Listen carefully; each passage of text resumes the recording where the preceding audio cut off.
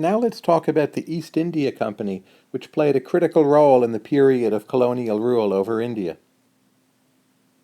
The East India Company was first chartered by Queen Elizabeth of England in the year 1600. It was to trade with Asia, it was to explore, it had monopoly powers due to its legal charter, and eventually it played a significant role in ruling over India.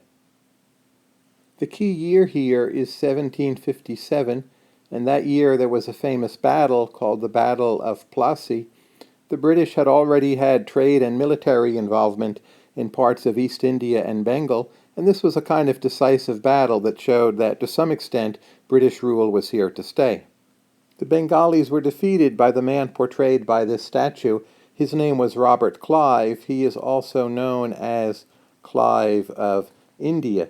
This is considered a decisive battle in establishing British rule. The British government didn't have the resources itself to rule over India handily, so they delegated a lot of this task to the East India Company. This was really quite a striking state of affairs. Here you had a private company accountable to its shareholders and motivated primarily by profit, ruling over part of a colonial empire. The company had an especially strong presence along the eastern coast of India, especially the northern part of the east, including Calcutta and the state of Bengal. The company's authority eventually extended up through parts of the north, some parts of the west coast, and some other small parts of historic India. The company left alone or had a significantly weaker role in many parts of the Indian interior. In the early years of the company, it was primarily a trading monopoly for England's trade with the East.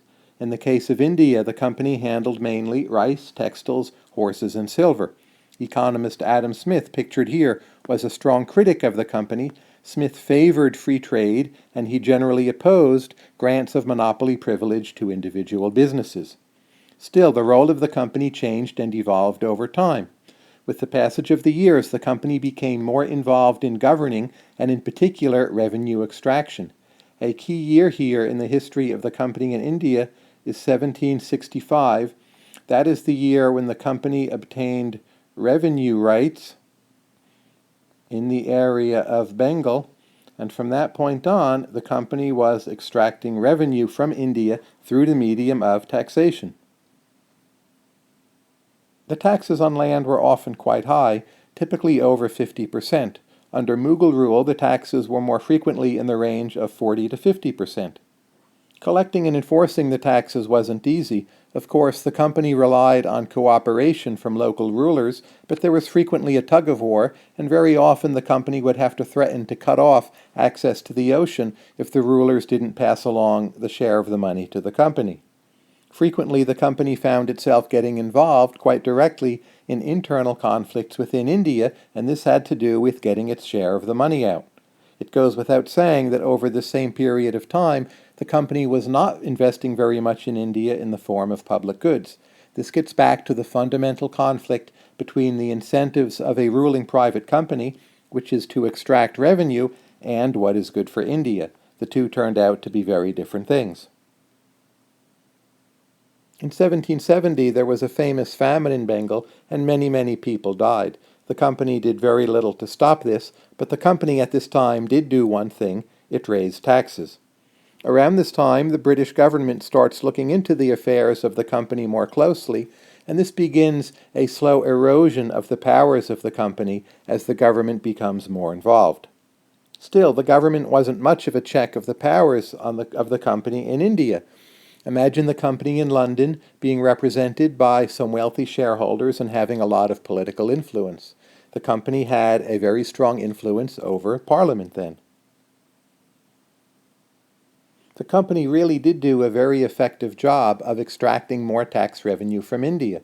If we look, for instance, at the data on rupees per square mile, how much tax revenue was extracted, well, in the year 1763, not long after the company had a more formal role in governance, the figure was 236.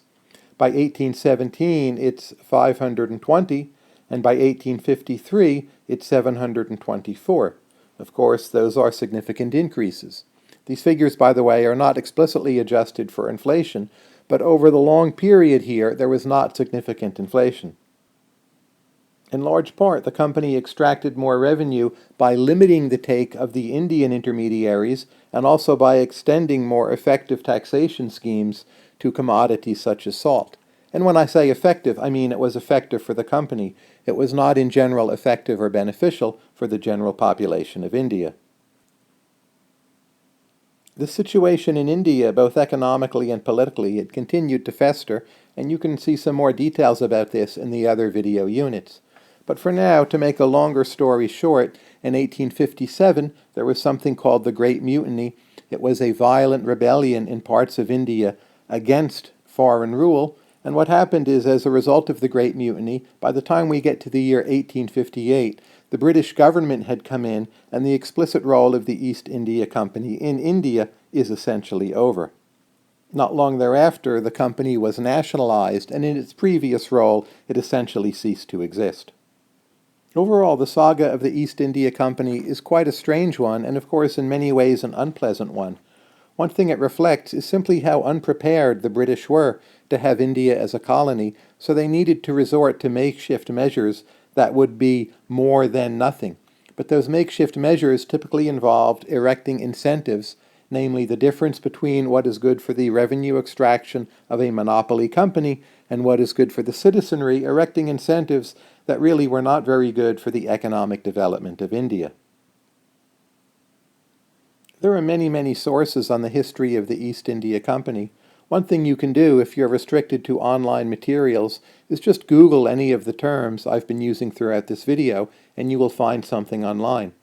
But I found that the best and the most useful sources on the company are actually in books, and three of the ones which I found the most useful and also fairly readable are the three listed here.